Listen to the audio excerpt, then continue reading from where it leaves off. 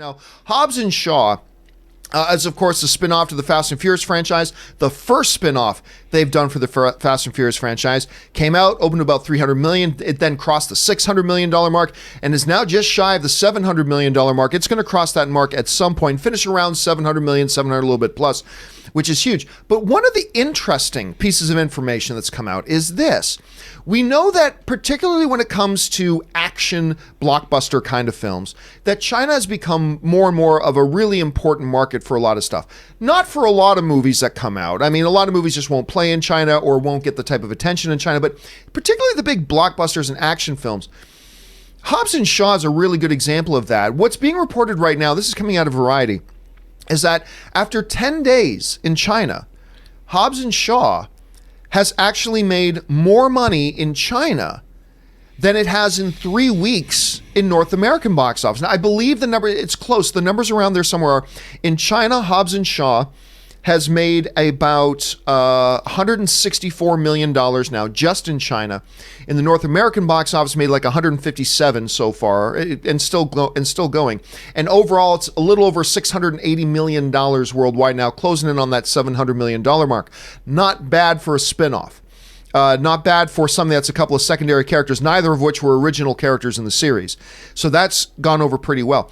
But it does raise an interesting question about this whole thing about China. Rob, I look at this and all I see personally, and maybe you see some deeper meaning in this, but what I see is just kind of a reaffirmation of what we've already kind of known, that films like big action blockbusters with some big movie stars, and there's no bigger movie star out there right now than a Dwayne "The Rock" Johnson, that those types of movies will play great in China.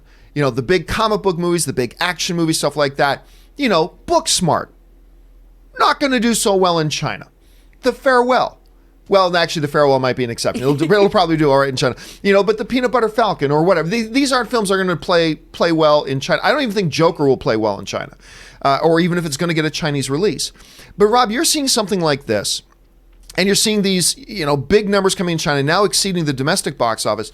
Do you see something more there than what I'm seeing at this point as far as the trends go? No, but you know, as what I like to call the master of fun and wonder, now that I like to call myself that, I think a movie like Hobbs and Shaw delivers exactly that to Chinese audiences. It's full of fun, and the action makes you marvel and wonder at, oh my God, how did they do that? And I think that movies like Booksmart or comedies don't necessarily travel well internationally because they're so colloquial, they're so steeped in the culture they come from, that it's hard to translate. I mean, when you're doing, cultures are different. And I think when you have cars driving fast or people fighting with one another, that's sort of universal. We all understand around the world, everybody knows what happens when two cars are chasing each other at high speed. You know, this is not something that is going to be lost in translation.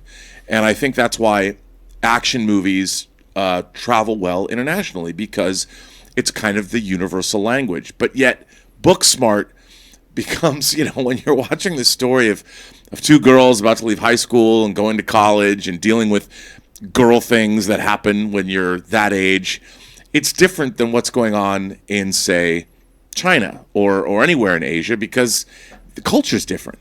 And so Good Boys isn't going to play well in China. No, because I think especially because Americans are so puerile and a little immature when it comes to their own sexuality, that I think a lot of that humor, it's just like in Denmark or something, or it was in Norway, that was a kids movie. Like here it's rated R or something, and in different European countries it's like, so they're making sex jokes, who cares? Mm-hmm. But here it's like, we give kids everyone found a condom dildos. when they are 3. What's that? I said we give everyone a condom when they are 3. It's fine.